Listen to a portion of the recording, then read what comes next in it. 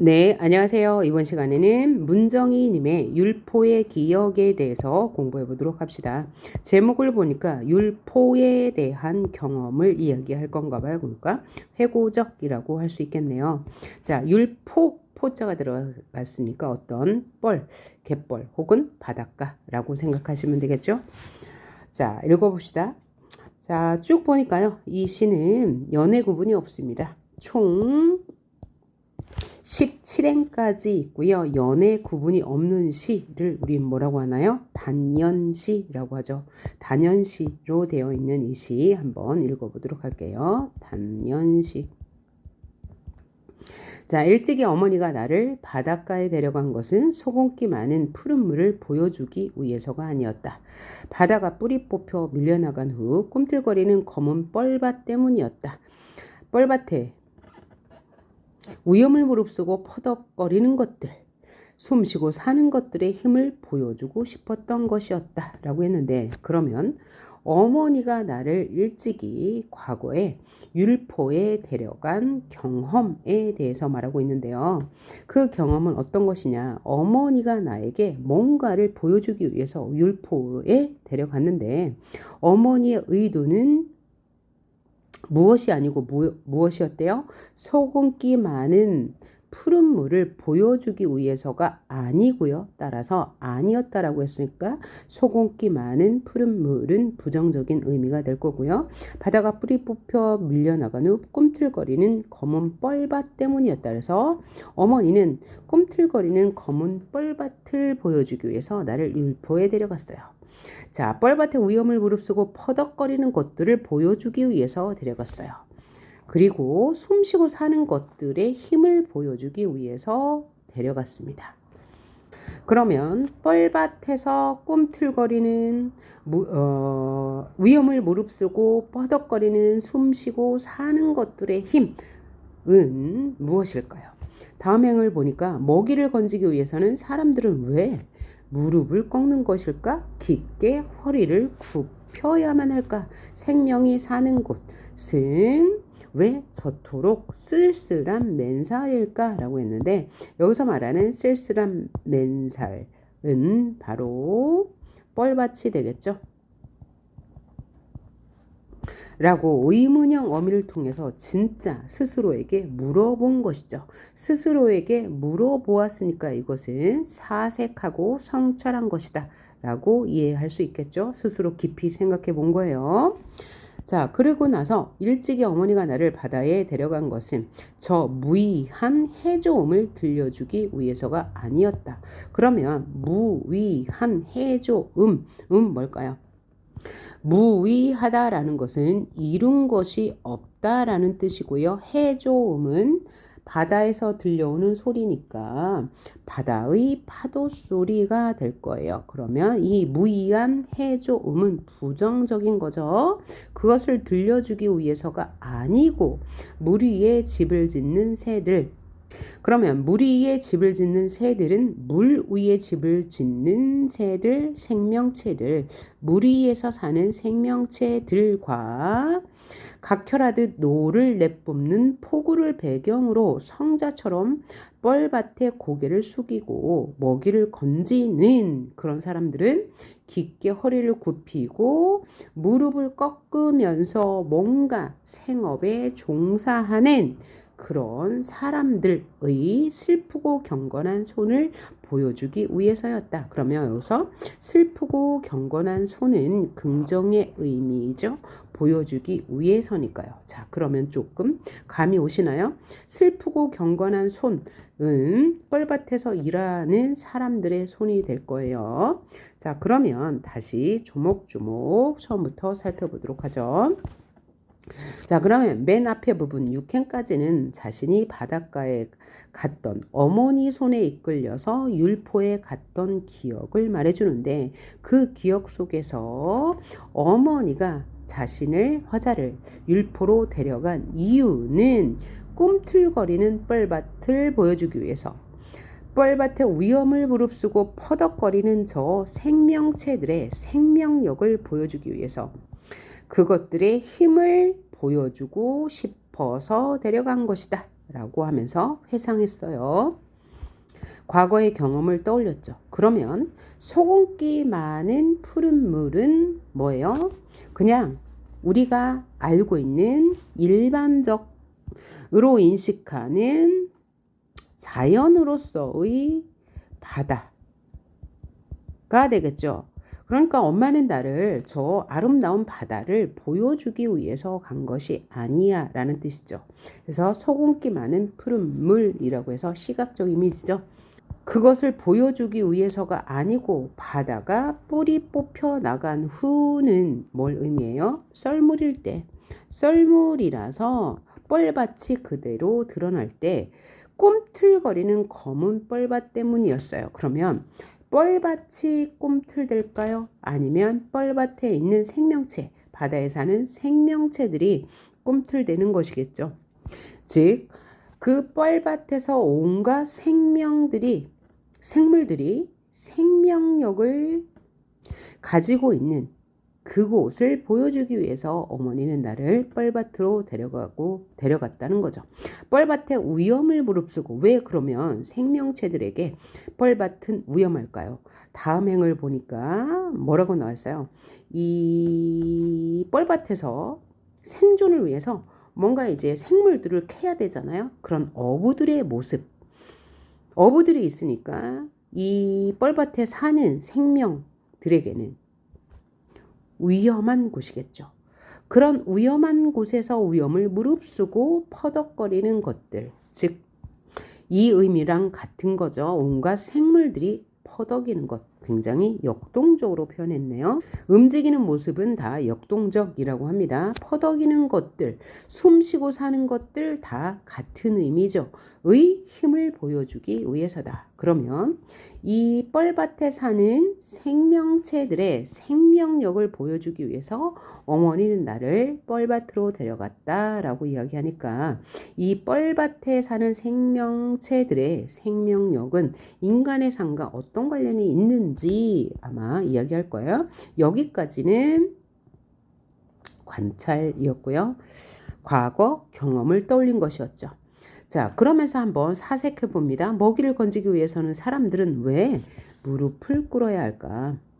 깊게 왜 허리를 굽혀야 할까? 생명이 사는 것은 왜 저토록 뻘밭일까? 라고 의문을 던졌는데요. 자, 먹이를 건지기 위해서 사람들은 무릎을 꺾고 이 바다 뻘밭에 있는 생명체들을 따서 생존해야 되잖아요. 그것이 생존을 위한 수단이죠. 그런데 왜 무릎을 꺾어야 돼요? 이 뻘밭에 있는 생명들을 대할 때는 경건한 태도를 가져야 하기 때문에 무릎을 꺾겠죠. 경건한 마음을 가져야 하기 때문에 깊게 허리를 굽혀야만 할 거예요. 그리고 생명, 이 바다 생명들이 사는 곳은 왜 저토록 쓸쓸한 뻘밭일까라고 했는데, 자, 뻘밭은 뻘밭인데 쓸쓸한 뻘밭이라고 하는 거 보니까 이 뻘밭은 이 생명체들에게는 부정적인 공간이죠. 왜요? 여기 어부들이 자신들을 채취해 가려고 자신들을 죽이려고 하니까요. 그래서 이 쓸쓸한 맨살에 담긴 의미는 치열한 생존의 공간이다 라고 이해하시면 되고요.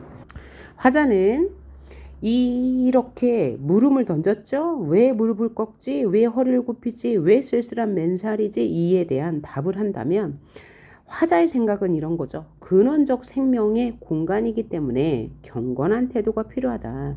우리 사람들이 생존을 위해서 이 뻘밭에서 뭔가 생업을 위한 작업을 하는데 무릎을 굽히고 허리를 굽히고 이렇게 하는 이유는 근원적 생명의 공간, 생물들이 사는 공간이기 때문에 경건한 태도가 필요하다고 화자는 스스로 사색하고 성찰해 보는 것입니다.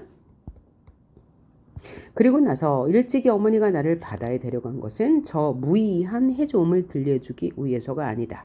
아니다라고 했으니까 부정적인 시어죠. 아무 쓸데없는 파도 소리, 즉 무엇과 같은 의미죠. 위에 있는 소금기 많은 푸른 물과 같은 의미로 일반적으로 인식하는 자연으로서의 바다를 의미하는 거예요. 소금기 많은 푸른 물, 저 무의한 해조음, 문장 구조가 비슷하죠. 그런데 단어가 완전 같지 않고 의미는 같아요. 따라서 이 저 무의한 해조음과 소금기 많은 푸른 물은 같은 의미인데 다른 단어, 비슷한 문장 구조를 사용해서 반복, 변화를 주어서 형태적 안정감을 얻을 수 있고요. 단조로움을 피할 수 있는 효과를 주겠죠. 그리고 여기에서 가장 중요한 식구가 뭐냐면 소금기 많은 푸른 물과 꿈틀거리는 뻘밭이라는 식구입니다. 자, 일단 푸른 물과 검은 뻘밭이라고 했으니까 색채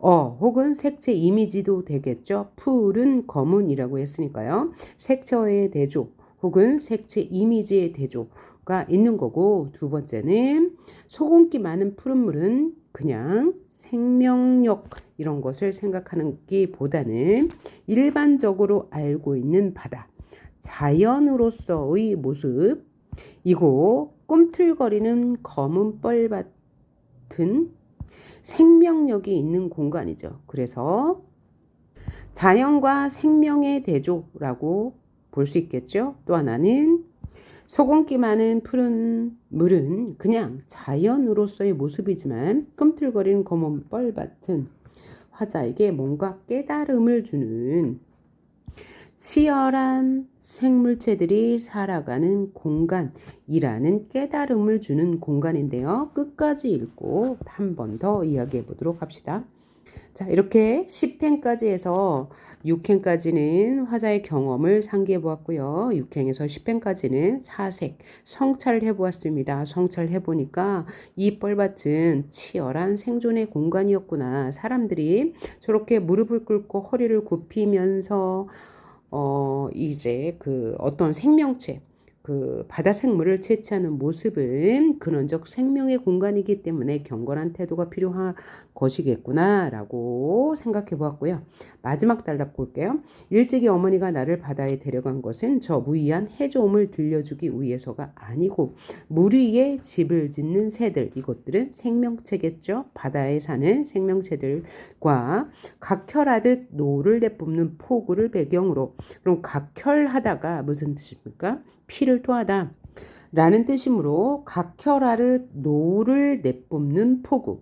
그러니까 뭐야? 이 폭우는 치열한 삶의 공간이다 라는 것을 말해주고 있는 거죠. 이 폭우는 여러 생명체들이 치열하게 생존해가는 공간이야 라는 인식. 폭우를 배경으로 성자처럼 뻘밭에 고개를 숙이고, 그러면 이 폭우에서 성자처럼 고개를 숙이는 이 농부들, 농부가 아니고 어부네요. 어부들이 먹이를 건지는 슬프고 경건한 손을 보여주기 위해서다. 그러니까 어머니가 어린 시절 화자에게 보여주고 싶었던 것은 이 뻘밭에 숨쉬는 이 생명들, 바다 생물들과 더불어 슬프고 경건한 손으로 노동을 하는 어부들의 모습을 보여주기 위해서였네요. 그렇게 치열한 생존이 일어나는 폭우에서 사람들, 어부들은 성자처럼 고개를 숙이고 먹이를 건진다. 먹이를 건지는 이유는 뭐예요? 생존을 위해서죠. 사람이나 바다 생물이나 모두 생존을 위해서 치열하게 사는 삶의 공간이다 라고 이야기하고 있어요. 그런데 여기 어부들이 왜 고개를 숙이는 모습을 뭐처럼 직유, 비유를 사용해서 뭐라고 말했어요? 성자처럼이라고 말했는데, 왜 그러면 이 어부들을 성자처럼 여긴 거죠? 이 이 삶의 현장에서 노동하는 어부들의 이 노동이 숭고하게 느껴지기 때문에 성자처럼 고개를 숙인다 라고 말했을 거예요. 그렇게 먹이를 건지는 슬프고 경건한 소원을 보여주기 위해서.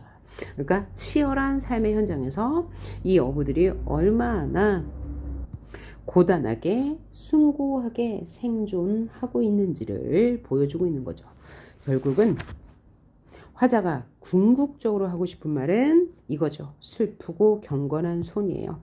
이 어부들의 슬프고 경건한 손.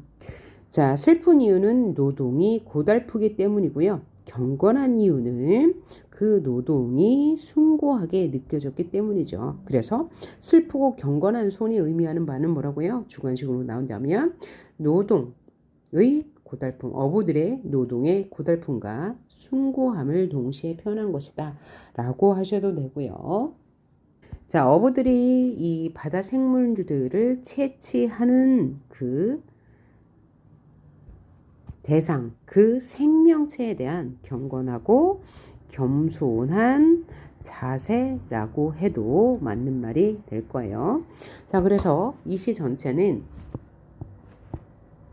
이 율포에서 느낀 깨달음에 대해서 말하고 있는 거예요.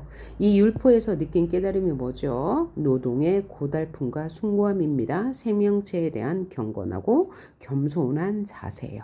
그래서 화자는 어린 시절에 어머니가 율포를 데려갔는데 그 율포에서 생존하는 이 생물체들의 생명력, 역동적인 생명력을 회상하면서요.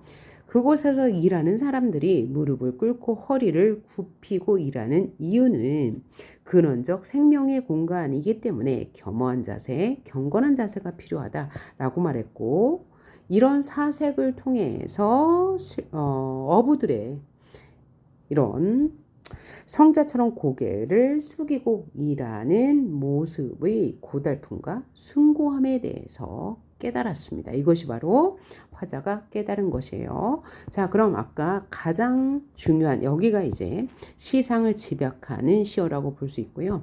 그 다음에 가장 많이 나오는 표현법, 소금기 많은 푸른 물은 색채 대비가 우선 있고요. 소금기 많은 푸른 물은 자연을, 꿈틀거리는 검은 뻘밭은 생명력을 의미하고, 자, 소금기 많은 푸른 물은 그냥 일반적인 자연이고 깨달음의 대상이 아니죠. 꿈틀거리는 검은 뻘밭은 깨달음의 대상이에요. 깨달음의 공간입니다. 그러니까 화자에게는 꿈틀거리는 검은 뻘밭이 의미 있는 공간이고요. 소금기 많은 푸른 물은 의미 없는 공간입니다. 자, 그러면 이 시를 전체적으로 정리해 볼게요. 화자는 율포에 갔던 경험을 바탕으로 사색한 후에 삶의 의미를 깨달았습니다. 그 삶의 의미는 노동의 힘겨움과 경건함이었죠. 맨 마지막 행에서 확인한 바 있죠. 그래서 화자의 정서는 이런 바다 생물체와 어부들에 대한 연민과 동시에 그들의 생명력, 역동적인 모습을 예찬하고 있습니다. 치열한 삶을 긍정적으로 본 거죠. 그래서 역동적 심상, 움직이는 모습은 다 역동적이라고 했는데요. 꿈틀거리는 검은 뻘밭, 그 다음에 끄덕거리는 것들, 또 무릎 꿇고 있는 것, 그 다음에 허리를 굽히는 것, 고개를 숙이는 것 다 역동적인 모습입니다. 그 다음에 경험 성찰 깨달음으로 시상이 전개되고 있고요. 소금기 많은 푸른 물과 그 다음에 꿈틀거리는 검은 뻘밭을 대주했죠. 색채 대주 있죠. 또 자연과 생명력의 대주가 있죠. 또 화자가 가치 없게 생각하는 것, 가치 있게 생각하는 것에 대주 있고요. 그 다음에 소금기 많은 푸른 물과 저 무의한 해조음은 같은 의미예요. 그래서 반복과 변화를 통해서 형태적 안정감을 주었고요. 단조로움을 피할 수 있었습니다. 또 이런 통사 구조의 반복을 통해서 운율을 형성하기도 했네요. 따라서 이 시의 성격은 성찰적이다. 그죠? 라고 할 수 있고 사색적이다 라고 할 수 있고요. 또 고백적이다 라고 해도 되는 거죠. 또 체험적이다 라는 말도 맞는 말이고요. 자, 이렇게 정리하시면 되겠습니다. 수고하셨습니다.